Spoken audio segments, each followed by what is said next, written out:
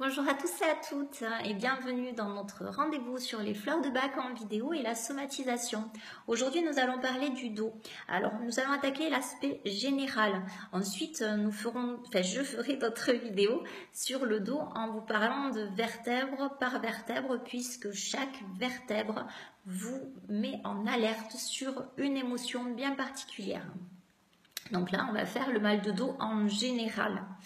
Alors, qu'est-ce que le dos? Qu'est-ce qu'il représente dans notre vie d'une manière, je dirais, somatique et puis au sens large des choses? Le dos, c'est le support, c'est voilà, le soutien de notre vie. Voilà. Si j'ai mal au dos, c'est que je désire tourner le dos à une situation ou une personne. Je veux la mettre derrière pour ne pas la voir et ne pas l'affronter.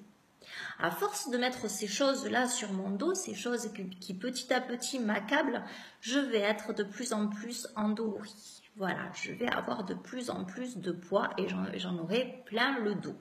D'où l'expression.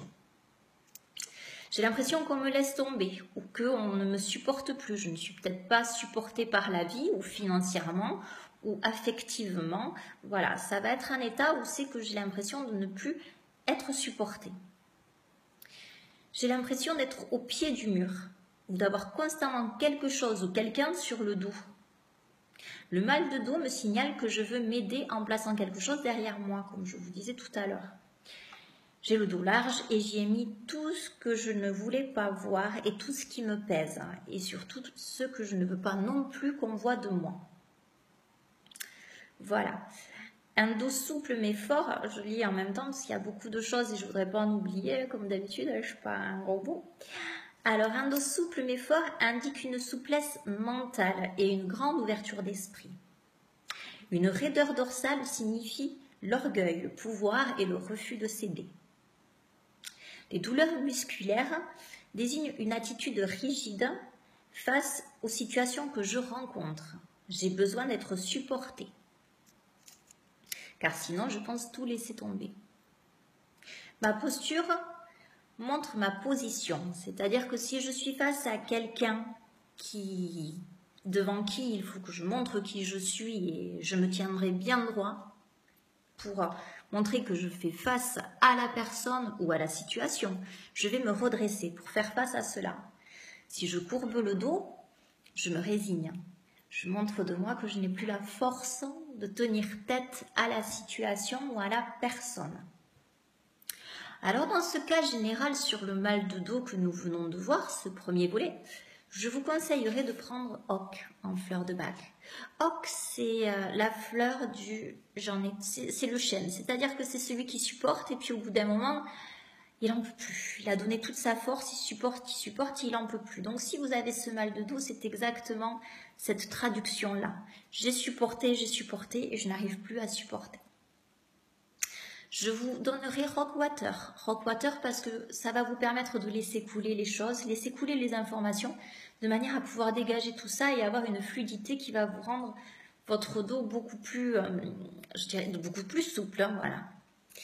Et je vous donnerai l'Arch parce que vous êtes dans un moment où vous n'avez plus confiance profondément en vous et vous avez besoin de reprendre confiance en vous et en vos capacités. Voilà, c'est les 3 fleurs pour cet exemple-là sur le dos en général que je vous conseille de prendre. Voilà, pour ce mal de dos-là en général.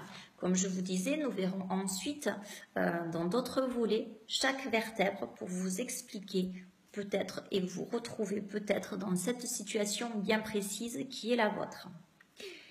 En attendant, je vous rappelle que les fleurs de bac, nous agissons sur les émotions, sur la cause, sur ce que vous signale votre mal de dos, vos maux différents. Voilà, on va agir sur la cause, sur ce que vous signale votre corps, ce qui va nous emmener à réguler ces émotions-là. En aucun cas, cela ne vous dispense d'aller voir votre médecin. Votre médecin, lui, va agir sur la conséquence pour pouvoir faire en sorte que vous soyez guéri au plus rapidement possible. Nous, on va agir sur les émotions pour que ces émotions-là soient régulées.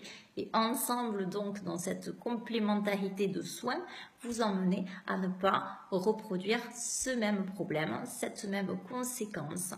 Voilà, on aura réglé la cause et la conséquence si vous agissez en binôme avec votre thérapeute fleur de bac et votre médecin généraliste ou médecin spécialiste. Voilà. C'est vraiment une complémentarité qui peut aider à aller mieux. Voilà. Je vous souhaite une très bonne journée. Je vous dis à très vite.